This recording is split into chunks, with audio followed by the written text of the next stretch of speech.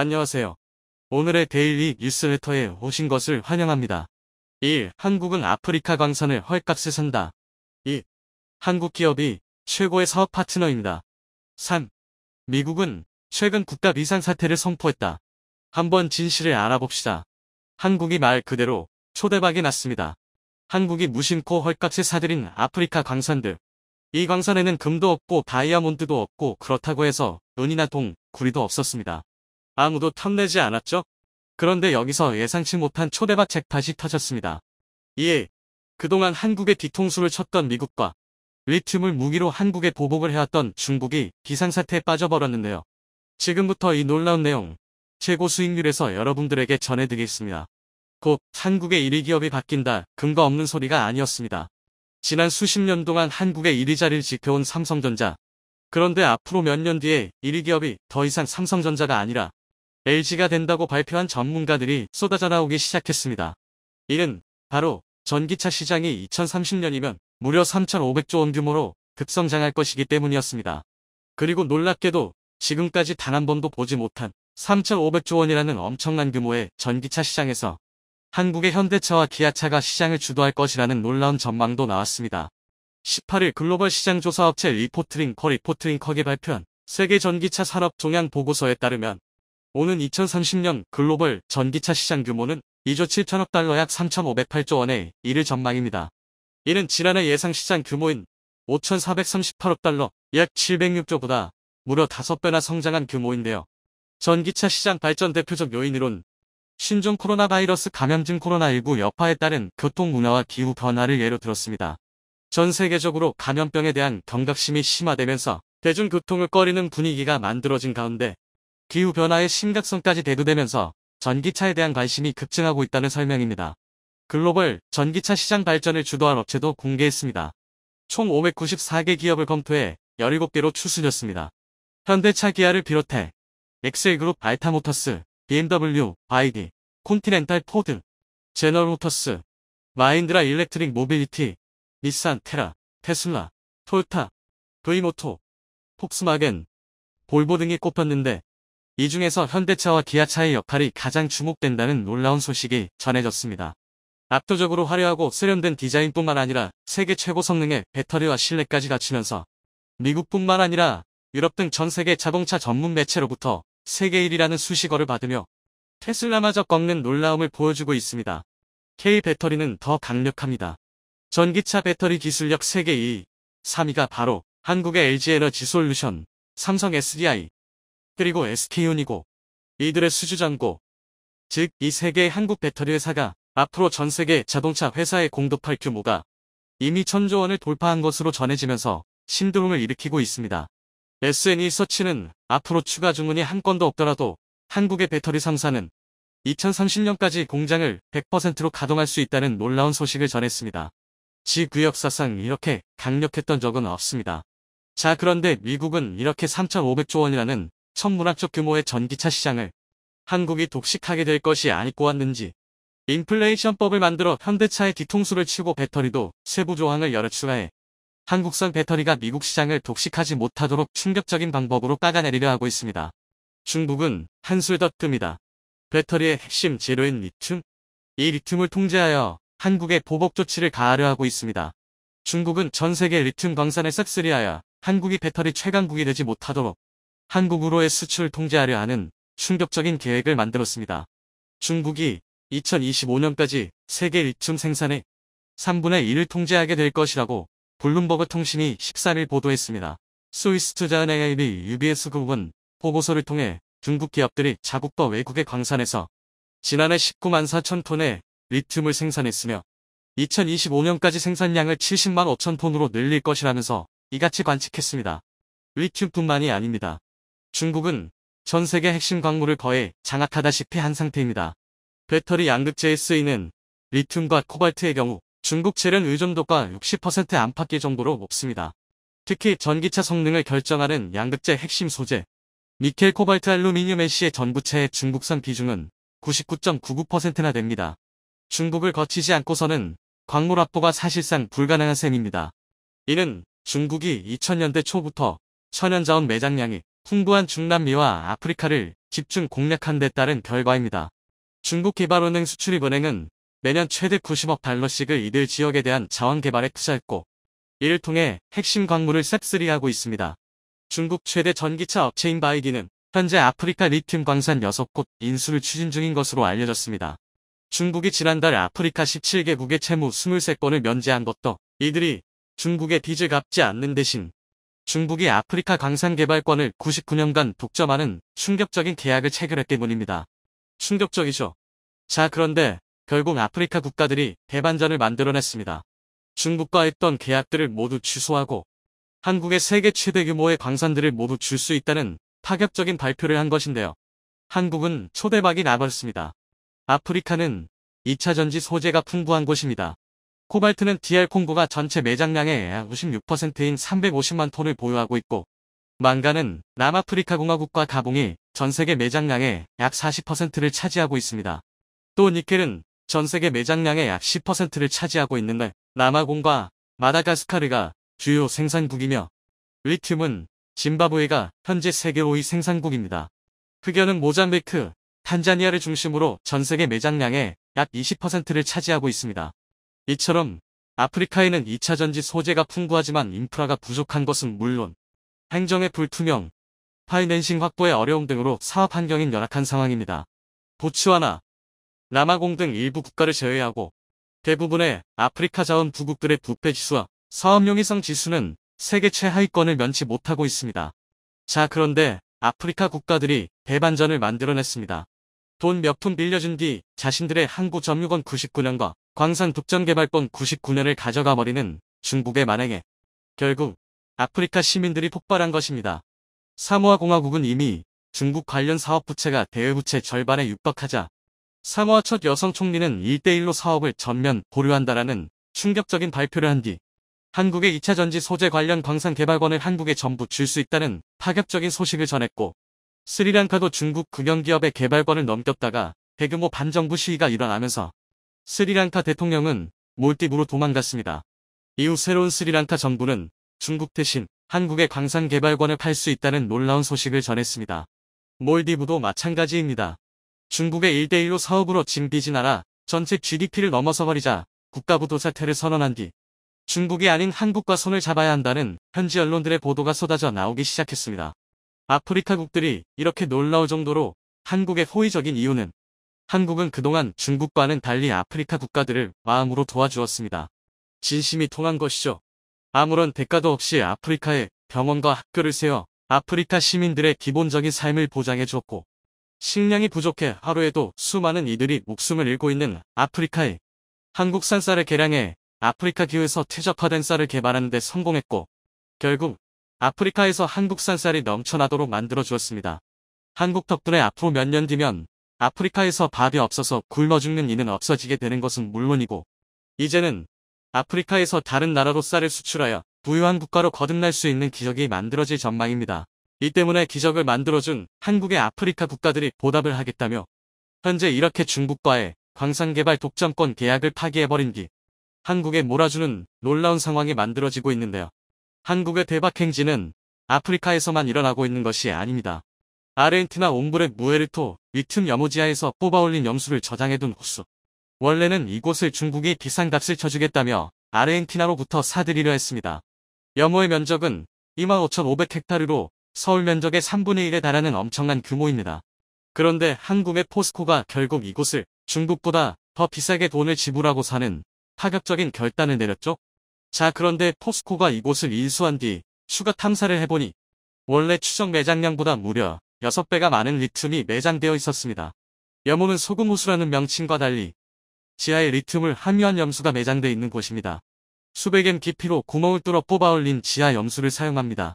매장량 측정 방법도 같습니다. 이전 소유 업체는 탐사공을 15곳만 뚫었습니다. 반면 포스코는 2년간 탐사 범위를 넓혀 30개를 더 뚫었습니다.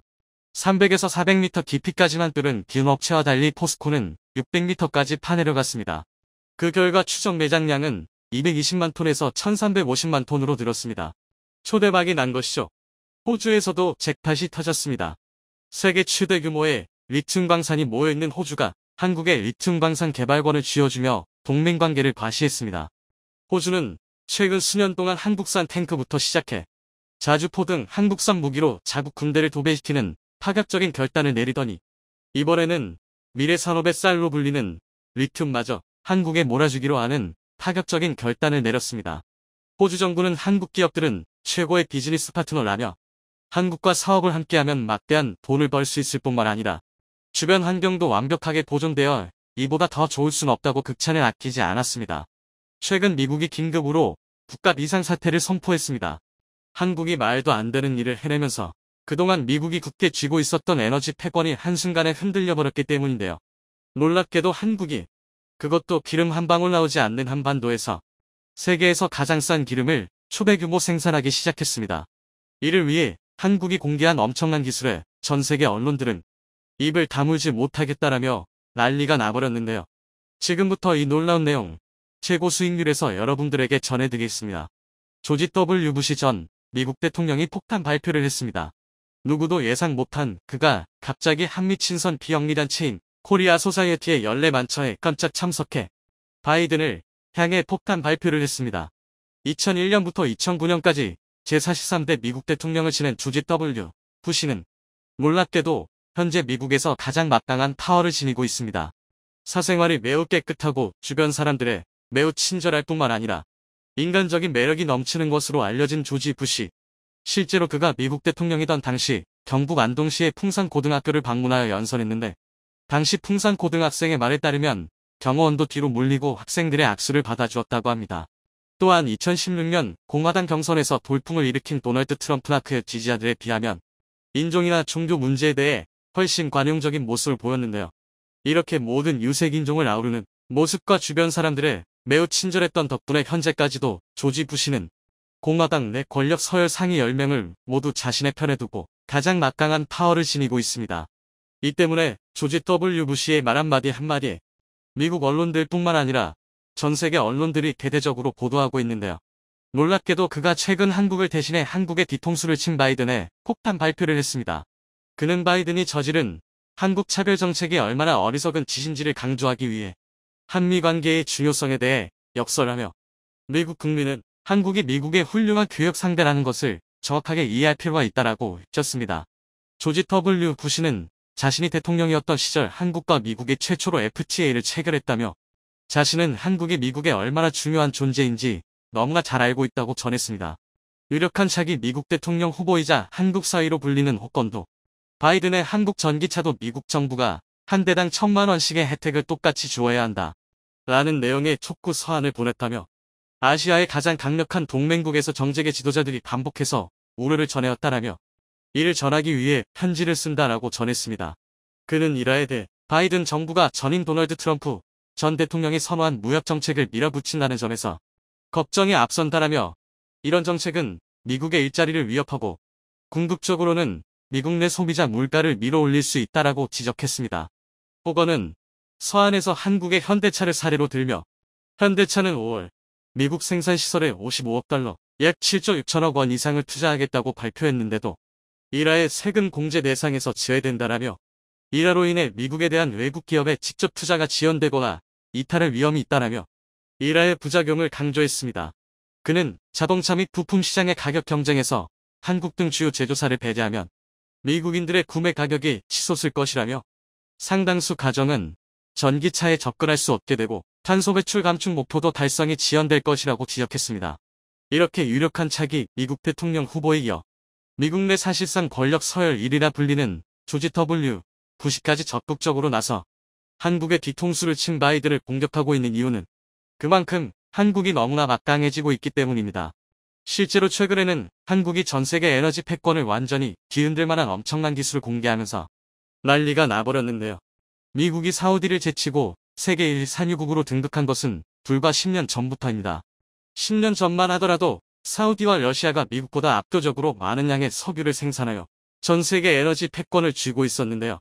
미국이 바로 셰일 혁명을 일으키면서 이 두 국가를 단숨에 뛰어넘고 이들보다 압도적으로 많은 양의 석유를 훨씬 저렴한 가격에 생산하기 시작했습니다.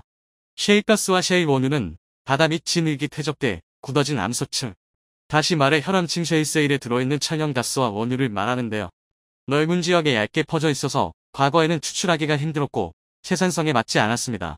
캐면 캘수록 손해만 커지는 상황이었죠. 자, 그런데 고유가가 계속되면서 미국 주요 셰일가스 회사들은 신기술 개발에 주력했고, 그 결과 수평 시추 기술과 수압화 제공법 같은 새 기술들이 개발됐습니다. 수평 시추 기술은 셰일층의 수평으로 시추관을 집어넣은 뒤 물, 모래, 화학약품 혼합액을 고압으로 뿜어내 암석을 깨뜨리고 가스를 추출하는 기술로 흔히 프래킹이라고도 불리는데요. 모래와 화학 첨가물이 섞인 물을 높은 압력으로 혈암층억 뿜어 바위를 뚫은 뒤 천연가스를 뽑아내는 방식입니다. 이러한 미국의 기술 혁신은 채굴 단가를 대폭 낮추었고, 셰일가스와 셰일 석유를 매우 저렴한 가격에 판매할 수 있게 됐습니다. 셰일가스는 매장량도 엄청납니다. 현재 확인된 매장량만 해도 187조 5천억 미터 상. 전 세계가 60년간 사용할 수 있는 규모인데요.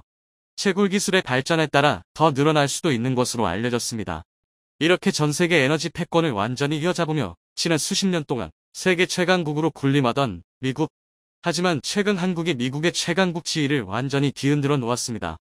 기름 한 방울 나오지 않는 한반도에서 대한민국이 세계에서 가장 저렴하면서도 지구 역사상 가장 친환경 기름을 생산해내는 꿈의 기술을 선보였고, 즉시 상용화까지 시켜버렸습니다.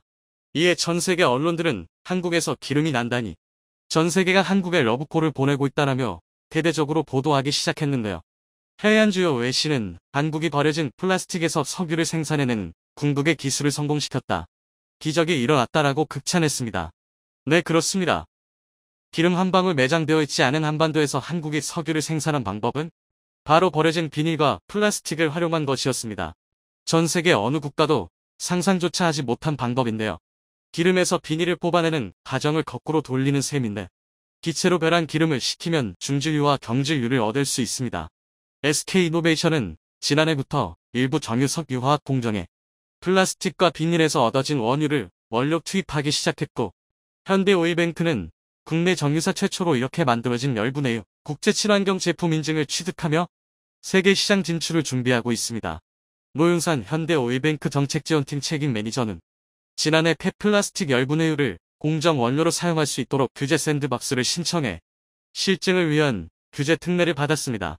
다음 달까지 열분해유를 4,800톤까지 공정에 투입해 친환경 나프타를 생산할 계획입니다라고 전했습니다. 지금 화면에 보이는 이 폐비닐들은 인천 서구의 한 폐기물 처리 업장으로 라면 봉지, 음식물 포장용지 등 경기도 일대에서 나온 폐비닐 25톤이 압축된 채 정육면체 모양으로 쌓여있는 모습입니다. 자세히 들여다보니 음식 잔해물이 남거나 형체를 알아보기 어려운 이물질이 묻은 폐비닐도 보였습니다. 여러 냄새가 뒤섞여 불쾌한 악취도 납니다. 그런데 이 엄청난 크기의 컨테이너 속으로 폐비닐들이 들어가 한국이 개발한 최첨단 열분해 과정을 거치고 화학 반응을 거쳐 불순물이 제거되면 놀랍게도 열분해유 원유가 탄생합니다. 자, 그런데 아직 놀라기에는 이릅니다. 열분해 방식이 아닌 세라믹 촉매가 만든 파장 에너지로 석유를 만드는 기업도 등장했습니다. 설비 안에 들어간 라면 봉지가 비닐 부분은 기름으로 빠져나가고 알루미늄만 남았습니다. 열을 가하는 대신 전자레인지처럼 탄소 분자의 고리를 끊어 기름을 추출하는 방식인데요. 기술력을 인정받아 이미 세계 20여 개 나라에서 특허받았고, 영국에는 수출 계약까지 마쳤습니다. 지구 환경에 최악의 물질로 꼽혔던 비닐과 플라스틱, 스티로폼 컵이 자연 분해되는 데 걸리는 시간은 50년, 일회용 기저귀는 450년, 낚싯줄은 100년이나 걸립니다.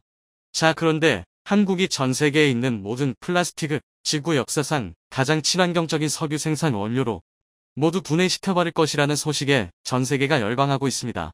특히 친환경의 모든 것을 건 유럽에서 가장 먼저 반응하고 있는데요.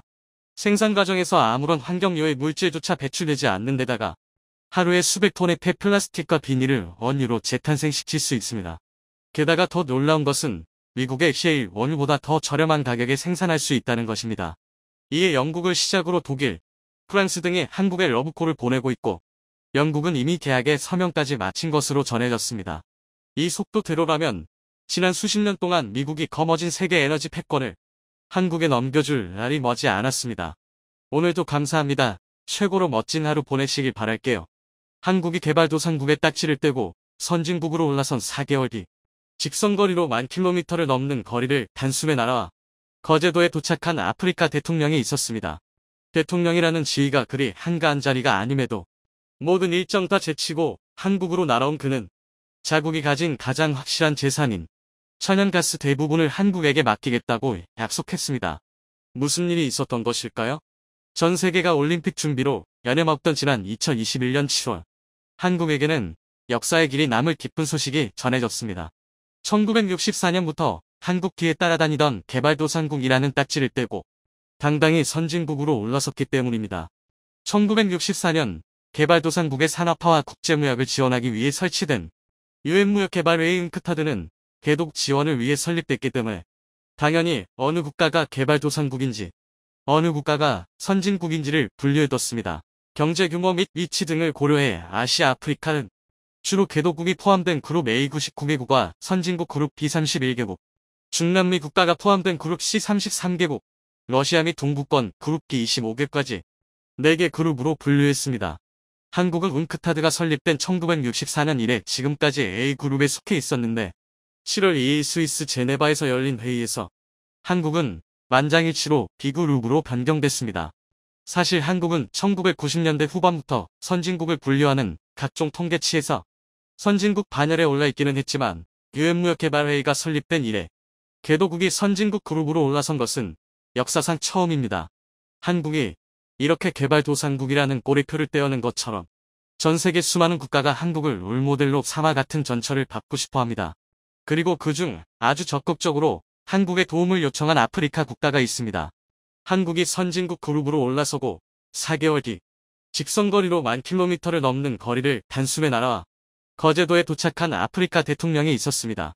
대통령이라는 지위가 그리 한가한 자리가 아님에도 모든 일정 다 제치고 10,000km를 날아온 그는 모잠비크의 필리프 저신토 뉴시 대통령입니다.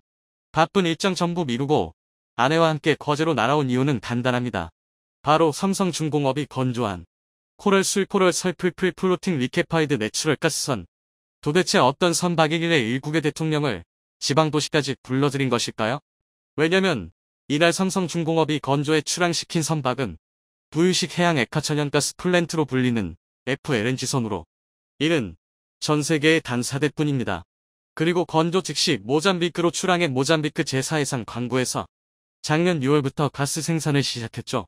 바다 위의 공장이라고도 불리는 이 선박은 바다에 뜬 상태로 천연가스를 생산하는데 심해에서 끌어올린 기체 상태의 천연가스를 채굴 및 정제한 후 이를 액화천연가스의 NG로 만들어 저장하는 역할을 하는데요.